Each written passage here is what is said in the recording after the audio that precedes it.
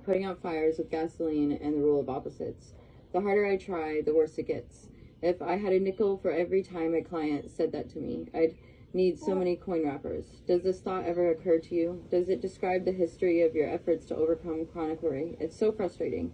You work so hard to rid yourself of these unwanted, unhelpful worries and get no lasting benefit from your effort. It often seems to make things worse rather than better. In fact, if you've been using methods like the one described in Chapter 3, you have been using methods which makes things worse. You don't continue to have chronic worry despite your best efforts. You continue to have chronic worry because of your best efforts. It's the ultimate irony.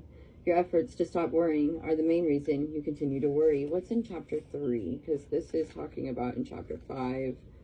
Support people, avoidance and cues, reminders, comfort food, drugs and alcohol, use of substances, thought stopping, prescription medications, stopping the thought, cognitive restructuring, taken too far, overgeneralizing, believing that one bad moment means the whole day is going to be terrible, or believing one bad trait about something or someone means the rest of it is awful and destroyed. Unattainable, not reachable, can't be fixed. It's, all or nothing thinking, mind reading, thinking you can tell what others are thinking, especially about you, but no, you can't. Maximizing bad probabilities and minimizing your ability to adapt to difficulties. Fortune telling, thinking you know what the future holds, and black and white thinking of extremes without recognizing the middle ground. Cognitive restructuring can be very helpful with a variety of problems. For instance, a speaker who gets nervous on seeing people in the audience who yawn or look at their watches probably has some thoughts to the effect that they do this because he's boring, and that's why he feels nervous. However, if the speaker can review these thoughts and recognize that there are many reasons why an audience member might do such things.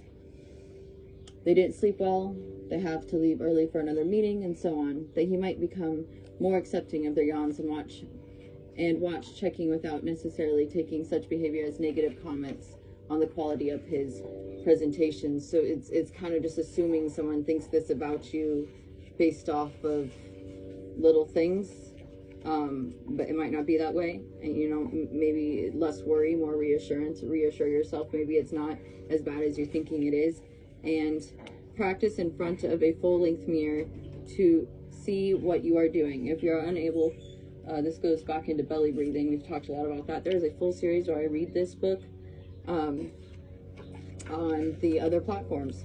Just the facts, ma'am, on page 39. Emotions change frequently and often without obvious reasons. Facts don't change in the absence of new evidence.